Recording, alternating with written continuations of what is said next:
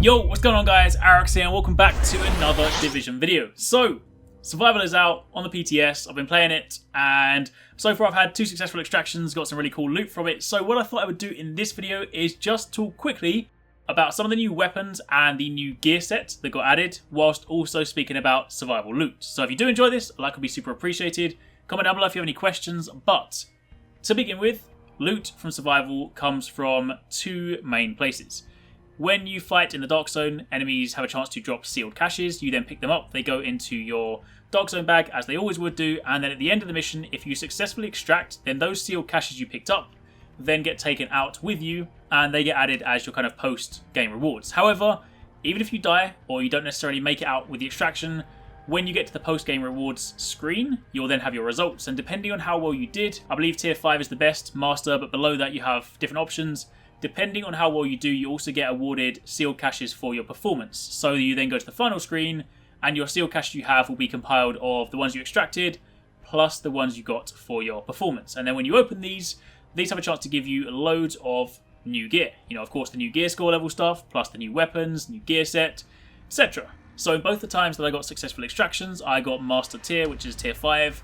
That meant I had my full 6 caches that I was carrying with me, plus the 4 bonus ones there. So you do get quite a lot from this, which means if you are going to be doing survival, you are going to be getting a fair bit of loot. And speaking of loot, let's take a super quick look at what I have so far, because I actually got a couple of the new items. I haven't quite completed the gear set yet, so once I do, I will of course follow up with a dedicated gear set video, but this one here, a lot of you guys might well remember this as the frontline set that was added a while back. In this, it is currently called the D3 FNC set, but if you take a look at the bonuses for it, your 2-piece set bonus is plus 15% protection from elites, your 3-piece set bonus is plus 30% ballistic shield health, and your 4-piece set bonus is frontline, which allows you to use an SMG if one is equipped when your ballistic shield is deployed. However, the penalty for that is that your SMG crit chance is reduced to 0%. So this is a set that we saw way back at E3 when they added things like Alpha Bridge, Reclaimer, etc. However, because at the time it wasn't quite balanced correctly, it didn't necessarily work as intended, they pulled it from the time being and it's now coming in survival. So,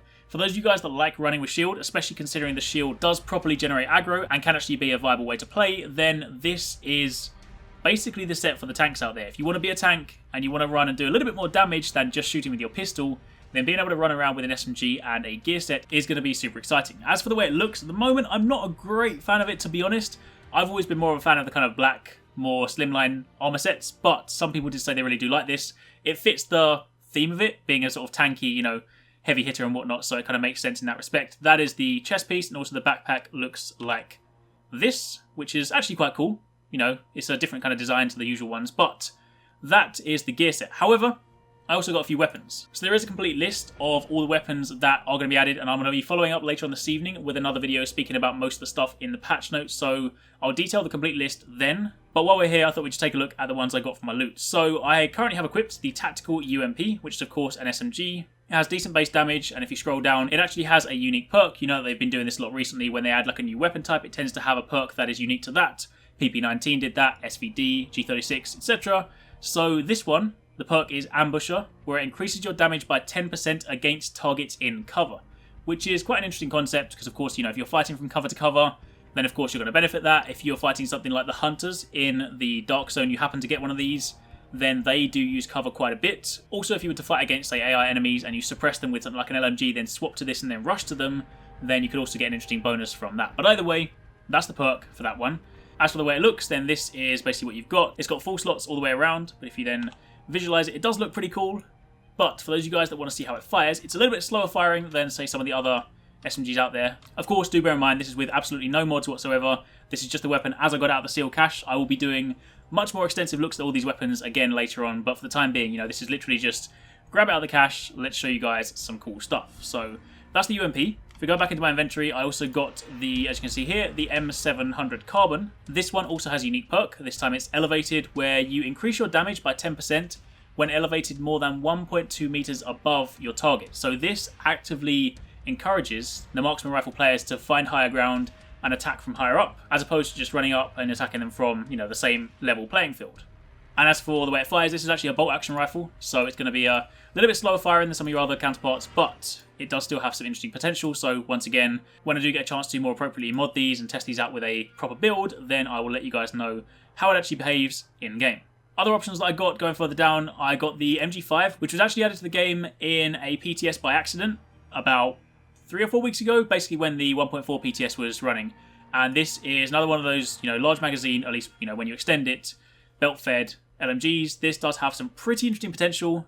Could well be a contender against or, alongside the M60. So this is that. Now do bear in mind, much like all the other weapons, they also have different variants as well. So, this is the infantry MG5, but I believe I also have further down a standard MG5. So, different paint job. It's also got a slightly different stat roll and whatnot. But that is another one of the new ones. And there are also obviously different variants for like the UMP. So I had the standard one up ahead. You have a police UMP here. And of course a few other options down there. But if we then jump to our sidearms, you can see I have a couple of cool sidearms here. First one we're going to start with is the Rhino. This one actually looks pretty cool. It's like a big beefy revolver of sorts. Apologies if I got the kind of description wrong for the gun guys out there, but this is what it looks like. And if we go to fire it, then it does have a fair bit of kick to it, but it also does hit relatively hard. It's got a small magazine as well and doesn't seem to have a unique perk for it. But the one that I was super excited about, and this is one that I will probably run with quite a bit, is the 9.3R. This is a very fast firing semi-automatic pistol. It looks kind of cool, but this one particularly excites me because for any of those weapon talents that proc on headshots, then being able to fire extremely fast with this, especially if you pair it with something like a shield, maybe you are running a shield build and you do want to use a pistol, then this is going to be a potentially awesome option for you to grab and still deals, some nice damage, proc some nice skills, things like that. So interesting potential for this one. Obviously with all of these weapons, these are just very, very quick initial impressions. I'm going to be doing much more extensive testing, over the course of the week, so do expect some more follow-ups. And of course, if the weapons end up being trash, I will similarly let you know. But for the time being, that was a look at some of the new weapons and the new gear set that is coming in Survival. It's currently available in the PTS if you guys are playing. You can get it as loot from Survival as well as other places as well. For example, the gear set pieces, you can buy some of the pieces from vendors.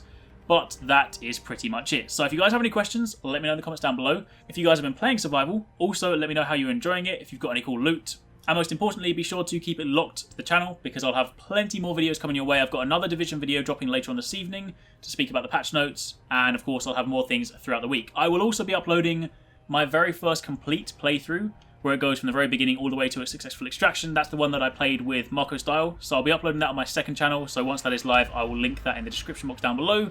But for the time being, thank you for watching. Take it easy. Catch you next time. Peace out.